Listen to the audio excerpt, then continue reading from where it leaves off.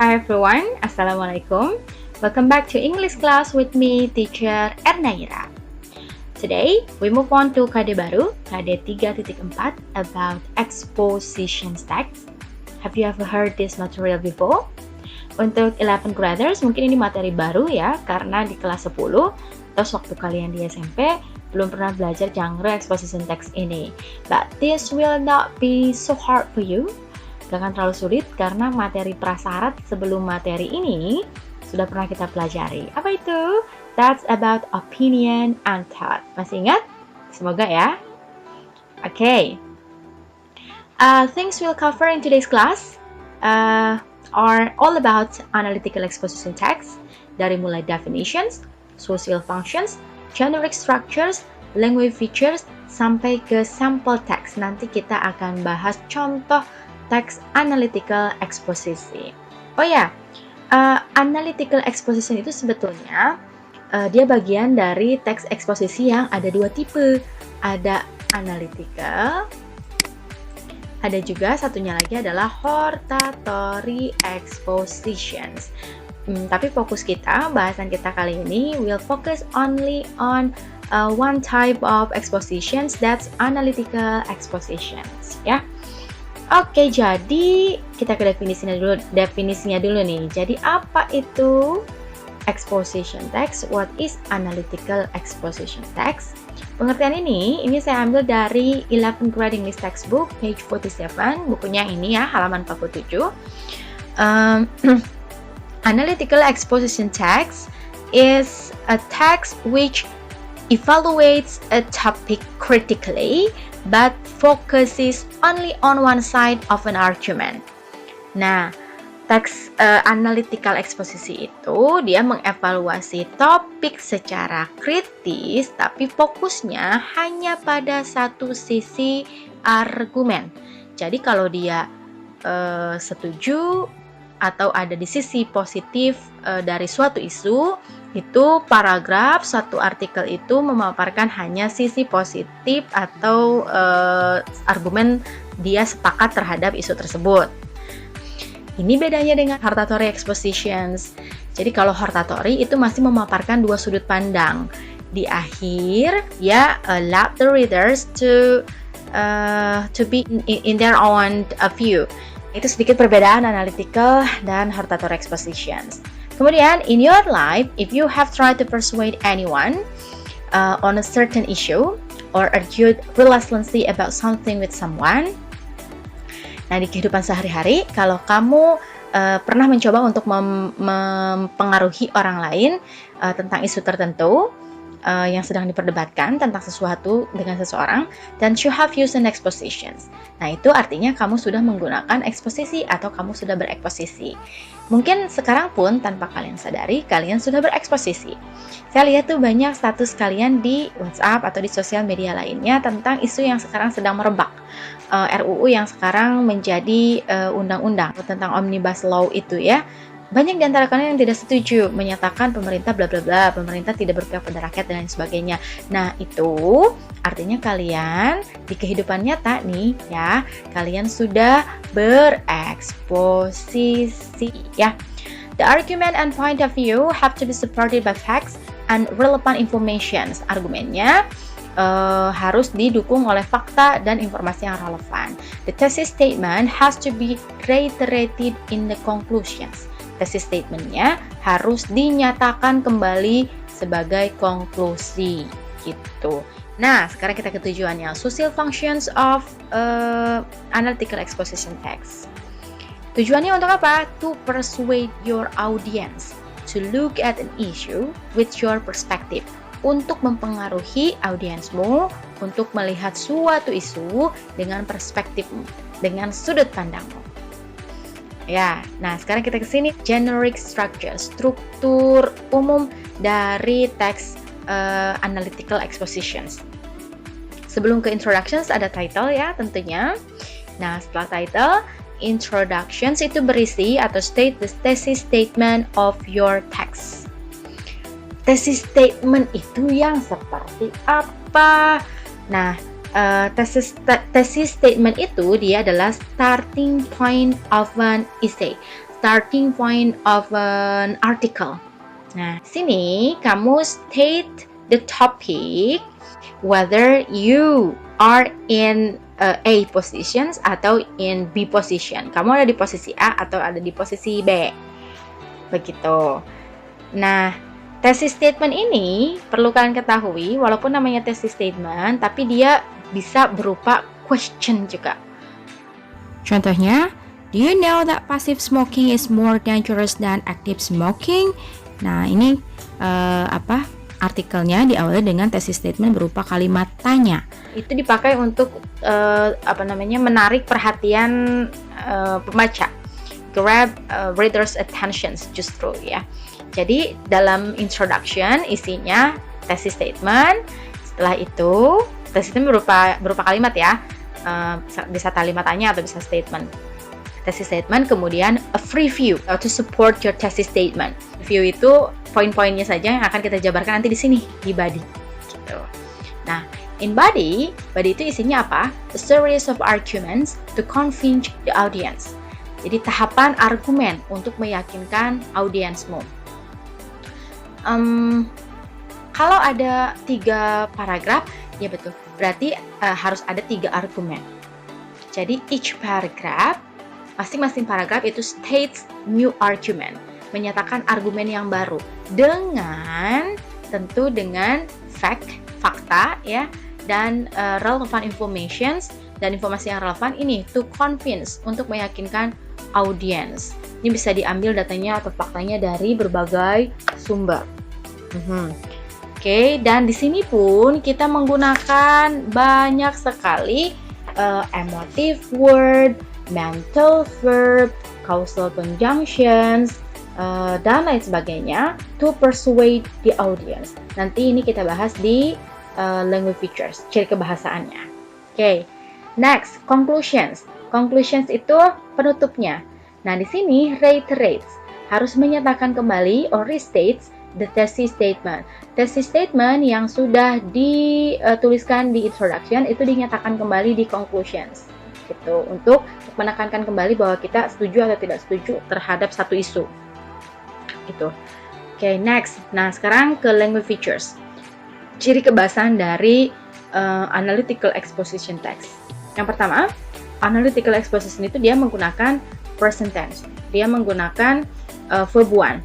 Contohnya, I eat, lions run, lion runs. Gitu. Ya, pakai verb ke-1 ya. And then use mental verb seperti I believe, I favor, I agree, I doubt, I disagree. Ini sudah pernah kita bahas di materi opinion and thought yang tadi itu ya. Nah, and then use saying verb such as people say, it is said, research indicates, dan seterusnya. Nah, ini juga sudah kita pelajari masih di materi opinion and thought. Kalau ini use mental verb itu adalah personal point of view. Ya, to state our personal point of view kita gunakan mental verb. I believe, I prefer. Untuk menyatakan general point of view kita gunakan saying verb. Okay, and then use connecting word seperti additionally, furthermore, not only, in addition, moreover, firstly, secondly, dan seterusnya. Use casual conjunctions seperti because, karena, consequently, sebagai konsekuensinya, despite, due to, for that reasons, in that case, etc. And then use persuasive technique, pakai teknik persuasif, teknik ajakan. Jadi dia pakai generalizations, menggunakan juga fakta dan ya bukti, evidence and fact, and use exaggerations. Exaggeration itu artinya dilebih-lebihkan, menggunakan sesuatu hal yang dilebih-lebihkan. Untuk apa? Ya untuk mempengaruhi orang lain supaya dia satu sudut pandang dengan kita. Language features dari analytical expositions ini diambil dari pendapatnya Simon and Schusters di buku kelas 11 yang tadi 11 grade English textbook ya. Okay, next.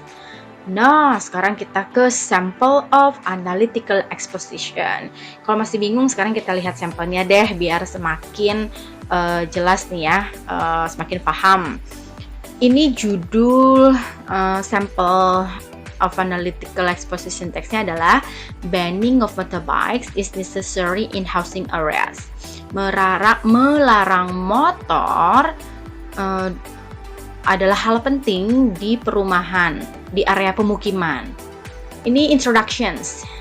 Struktur yang pertama adalah introductions. Kita lihat, ini thesis statement-nya. Motorbikes are a nuisance and a cause for great distress. Motor adalah gangguan dan penyebab stres yang hebat. Ini thesis statement-nya yang menyatakan kalau kalian ada di posisi tidak setuju berarti ya dengan adanya motorbike di lingkungan pemukiman. Nah, ini kalimat keduanya.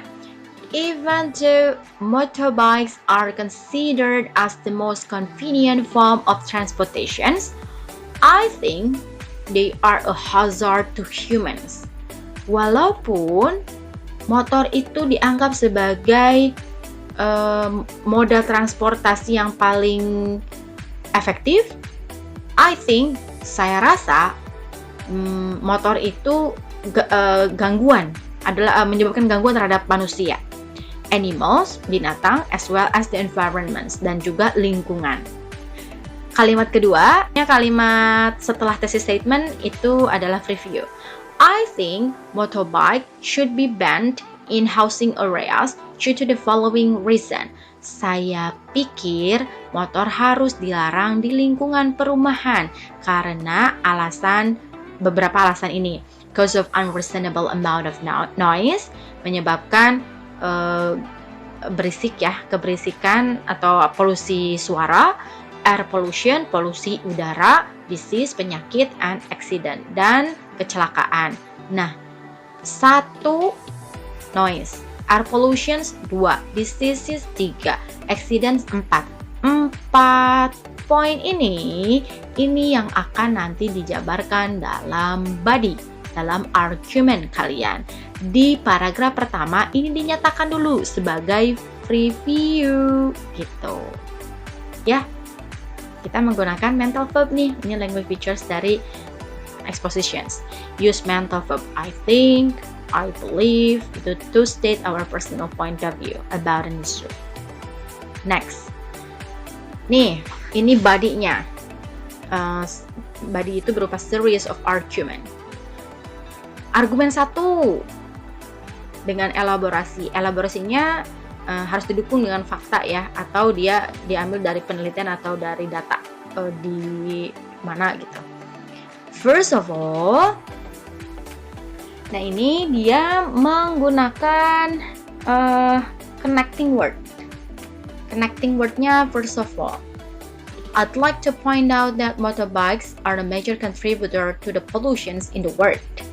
Nah, tadi ada 4 poin ya, ada di review paragraf ke-1 ada 4 poin.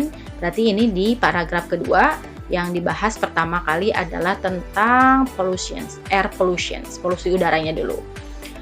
Research has shown that motorbike emit a deadly gas that is dangerous for the environment. Consequently, dia menggunakan causal conjunctions. Consequently, long-term emissions of gas from motorbikes is a major contributor of the global warming. Ini dituliskan juga nih, faktanya didapat dari mana, datanya didapat dari mana, dari Science Daily. Itu kayak newspaper gitu. Oke, nih ini paragraf kedua dan seterusnya di body, dia merupakan elaborasi dari apa yang sudah kita nyatakan di paragraf pertama di preview tadi. Di paragraf kedua dia bahas tentang polusi dulu, air pollution. Kemudian kita lihat nih argumen yang kedua, paragraf ketiga. Secondly, according to a report from BBC News Channel, motorbikes are also responsible for causing diseases such as bronchitis, cancer and are a major trigger of asthma and high blood pressure. Nih, menurut laporan dari BBC News Channel, katanya motorbike itu bertanggung jawab terhadap penyebab penyakit seperti bronkitis, kanker, juga penyebab utama dari asma dan darah tinggi. Nah, ini membahas alasan kedua kenapa si penulis tidak setuju adanya motor di area perumahan, menggunakan motor di area perumahan begitu. Alasan kedua ini karena menyebabkan penyakit. Tadi ada 4, masih ingat nggak 4 itu apa?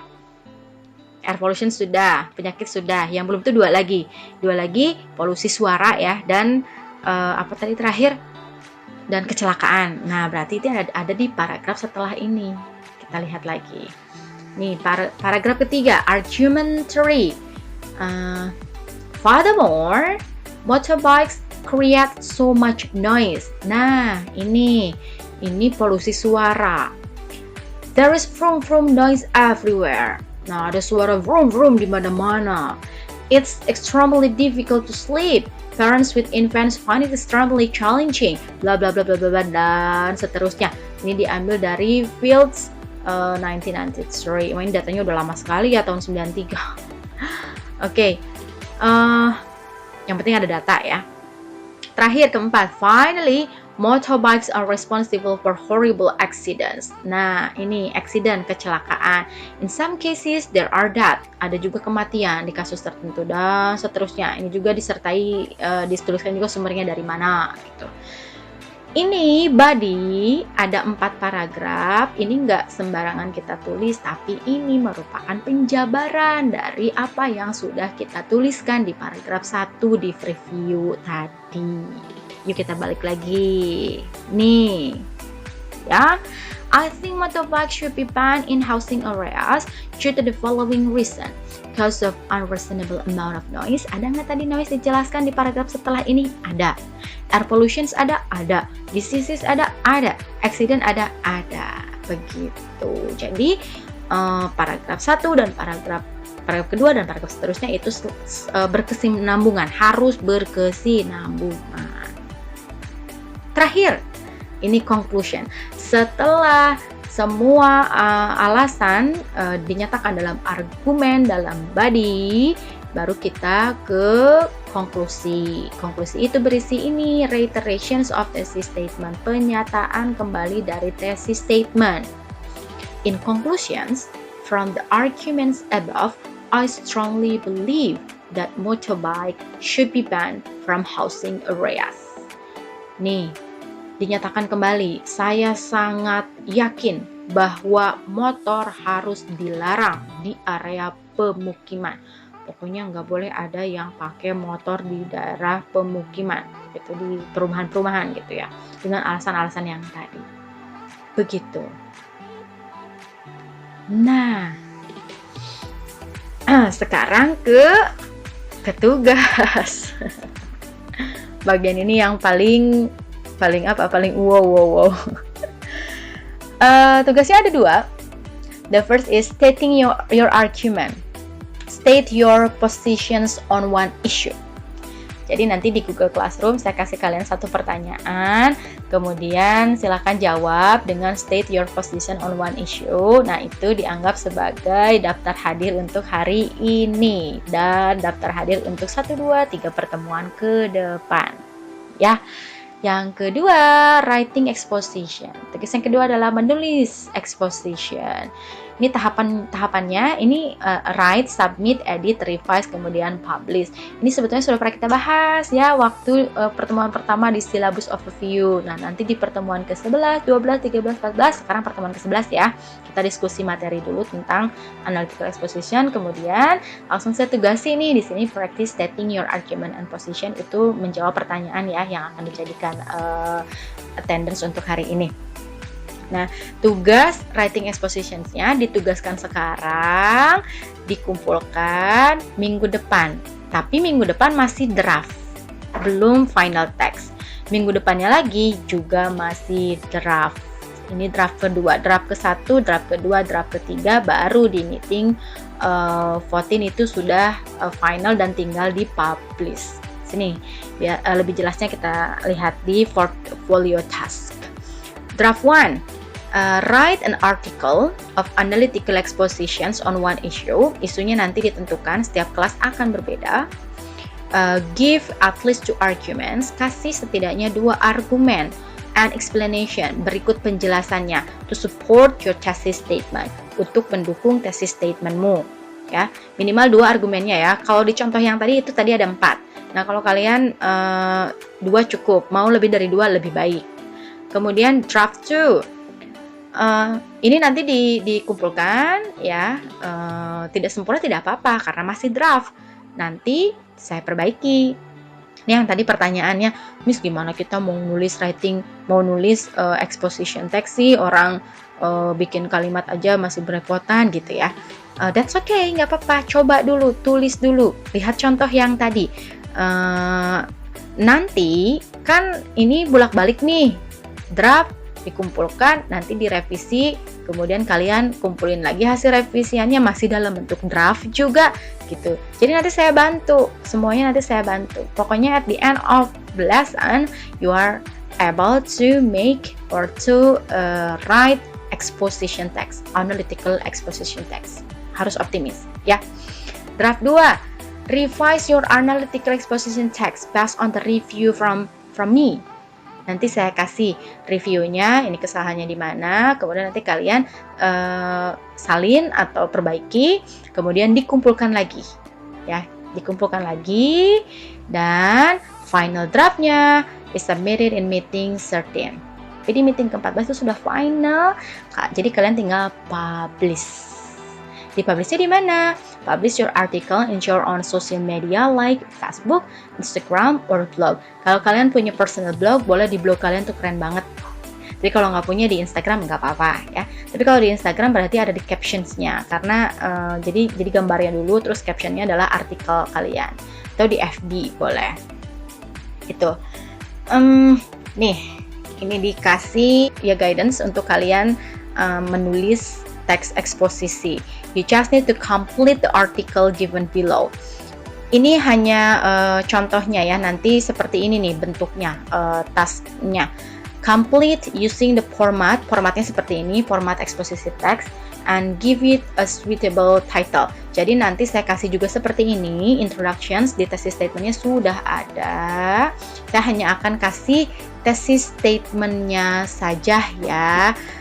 Reviewnya nanti kalian yang buat. Nah, title-nya juga kalian yang tentukan. Kalau di sini di contoh di introduction-nya sudah ada thesis statement dan ada review. Ini thesis statement-nya. Television is the most popular form of entertainment in every household in Indonesia. Televisi merupakan bentuk hiburan terpopuler di setiap rumah di Indonesia. However, I think watching television too much, especially soap operas and dramas, can have negative impacts on the viewers. Bagaimanapun saya rasa menonton televisi terlalu banyak, terutama soap opera itu sinetron ya, dan drama bisa menyebabkan dampak negatif terhadap penonton gitu. Ini kalau di sini dia sudah ada review nih, argumen 1 dan argumen 2-nya. Argumen 1 akan membahas tentang sinetron. Argumen 2 akan membahas tentang drama. Tentu negatif impact-nya terhadap penonton disertai data-data gitu dari Kompas misalnya, dari Detik misalnya, dari mana-mana, dari Jakarta Post dan lain sebagainya. Conclusions di akhir kalian restate atau rate thesis statement yang sudah dipaparkan di sini. I strongly believe that watching televisions will bla bla bla bla bla gitu. Jadi nyatakan kembali. Nah, ini contohnya ya. Kalian akan dapatkan ini, masing-masing kelas akan berbeda topiknya. Cek Google Classroom, ini nanti attachment-nya, filenya ada di Google Classroom. Ditugaskan hari ini dan dikumpulkan minggu depan. Masih draft, tenang. Minggu depannya lagi pun masih draft, minggu depannya lagi baru finalnya, ya. Sudah. Thank you. Oke, semangat ya. Let's do our best. Mari kita lakukan yang terbaik yang bisa kita lakukan. Saya yakin kalian bisa dengan panduan ini. Semoga mudah ya. Apalagi kita sudah belajar tentang opinion and thought. Kalau masih ada yang belum dipahami, if you think it's still so difficult for you atau masih belum paham, boleh konsultasi. Tanyakan via Google Classroom ya. See you. Bye bye. Assalamualaikum.